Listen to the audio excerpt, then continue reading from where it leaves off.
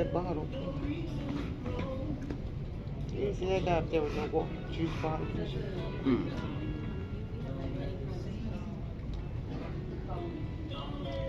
You're not gonna eat on stage, are you? No. Sit up. There you go. Use that vertebrae you have. Extend it. Yeah, that's powerful. Okay, so. Alright. We are live at the moment. And what I've asked you to do is learn the 10 points of the request made by the Black Panther Party. Yes. And the reason why I'm asking you about it today is because I attended the United Nations General Assembly in New York. The United Nations is a group of nations that come together, and they determine the best objectives to help develop countries such as Tanzania, other African countries. So they provide funding, but they also have a lot of restrictions. So if you were to represent a country in Africa, or just based on your experience here with the Black Panther Party, how would you present those points? I would present the points like this. Number one, we want freedom, the power to determine the destiny of our Black and oppressed communities. Number two, full employment for our people so everybody has jobs. There's people in the hood, a lot of people, they don't have jobs, so they can't get money.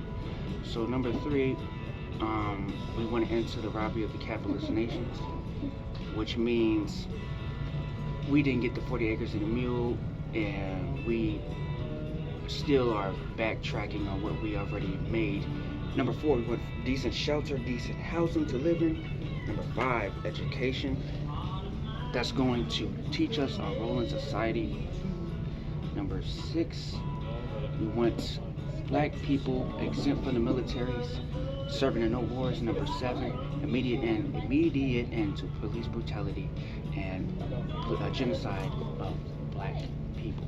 Number eight, we want Black people free from the prisons and the jails and given a retrial because there was an all-white jury and petty crimes that it got ridiculous sentences. So number nine, we want Black people to judge Black people, and Black jurors to judge Black inmates, so that way there's no any assertion of a racist or prejudice assumption.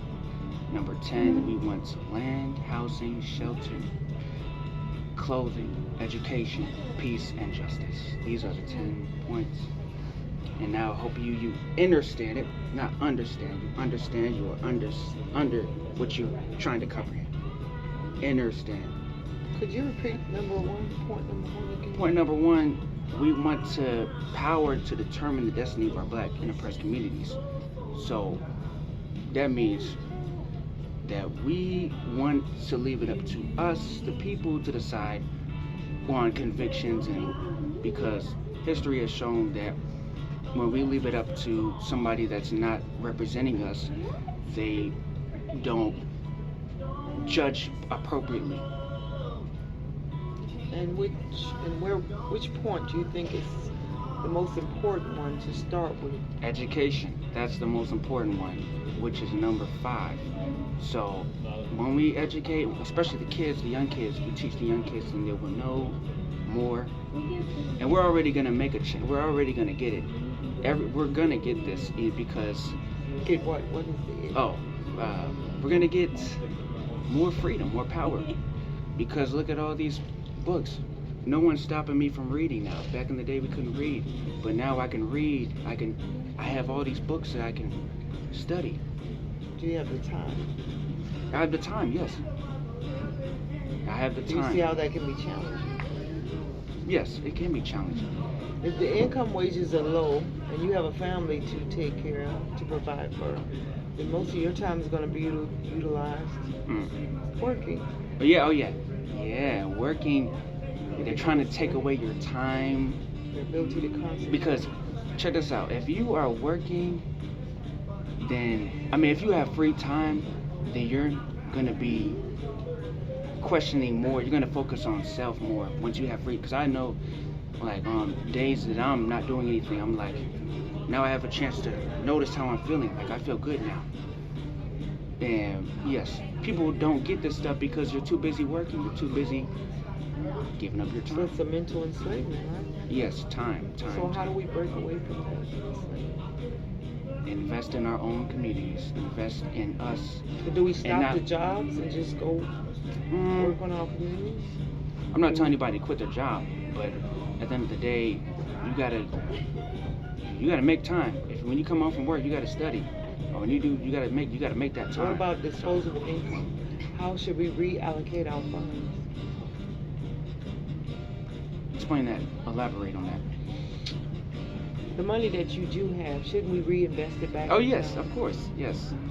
Reinvest it back in the community. So It's like what do you call it? Let me give you an example. It's like putting back. You put let's say you got marbles in a bowl. So you're taking marbles out, but you need to put the marbles back in. You got all these marbles in a bowl, and you need to keep them in there. So yes. So, do you think you would be able to attend a United Nations Assembly meeting? Yes. I know for a fact because see what I have on. Everything is all Africanized. I literally took off. I want you guys to know that you're watching. I took off all of my name brands, the Nike, the Jordan, Rockaware. I took it all off and I threw it away. I was gonna actually burn it, in fact, but I didn't do that. But I took all my clothes and I threw them in the dumpster. And I said, I'm not wearing no name brands. No, African only. So I got this, and I like wearing only African stuff. So I can be a complete African. Who would you say has inspired you? I got a most lot. recently in your life that brought you. You, Okay. Oh, thank you, Queen. She did it. Can't be who I am without her. Who She did. inspired you to look into the history of the Black Panther Party? Queen, Miss Malaika. Or however you pronounce that. How significant do you think that is Very to significant. revisit the accomplishments of such a powerful political group? Very significant. And how would you define them? Because most people don't consider the fact that they are a party, which means they have a lot of political influence. They educated people. They were able to utilize and modify the interpretations that society had, imposed upon them as what their rights were Yes. constitution-wise. Yes. So most people don't see them as a political Organization. emphasis. Yeah. Yeah. How do you see them? Well, a lot of people see them as terrorists. Even Huey P. Newton, I watched a whole interview of him last night, and that dude is. I even like the way he talks, how he words what he says. I like that. Intelligent, very intelligent. Yeah. He doesn't talk like I get his drift, but Huey was saying they all think that whenever you're going against the system, you're always going to be. It's just how it goes. You're going to be like Considered. Yeah. Considered is the key word. You're not that person. Considered, You're yes. considered according to their standards. Yeah. And that's just because you're breaking out of the. I mean, remember, it was a mental illness to run away from your slave master called Drapetonium. Drapetonium was a mental illness. That's crazy, but it's true. So whenever you. What about the concepts of radical reform and social? Oh yeah, radical is just more assertive, more demanding, more faster, more rapid. And social is just more passive, more easygoing. And which one do you think we're experiencing? Since All radical, all of the 10, like I said, all the 10 points are radical because they're all drastic. And when I think of radical, I think of a drastic change. So they're all drastic changes. We need to have drastic changes on all of them. So you think they should be re-implemented, the concepts and ideas of the Black Panther Party? I mean, the basis of it is still there, but yes, times have changed more. Like, for example, clothing, we need clothing. Like, I have clothing right now. But, I mean, well, I know other people don't, but there's more stuff than there was before to get clothing. But we still should, get all of that. So that 10-point program, those requests you say are still relevant to this day, Yes. and would be appropriate for a General Assembly meeting. Yes, of course. Yes. Is there anything else you would like to say? I would like to say I'm going out a legend. I came in this world a legend, and I'm leaving a legend. And you know that's a fact. I'm seeing the number 22. I'm seeing the number 22, 33, and 53. And you didn't introduce yourself. Oh, my name is King Favoricy. King Favoricy. Favoricy means highly favored. Favor C. C means yes, so favored, yes. And then my name is Simon, so Favoricy. And what name have I bestowed on you? Oh yeah, Njadaka. Prince Njadaka. Yes.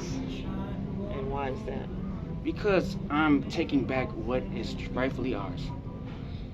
Prince Njadaka is the character from Black Panther Yes. movie. And it's associated with a true character that was part of the Black Panther Party. So, me giving you that title, Prince Njadaka, is me bestowing on you the responsibility to revitalize and reinvigorate those principles of the Black Panther Party. Mm-hmm. So, do you accept that responsibility? Yes. You think you're capable of being a leader? Yes. Of course. I'm a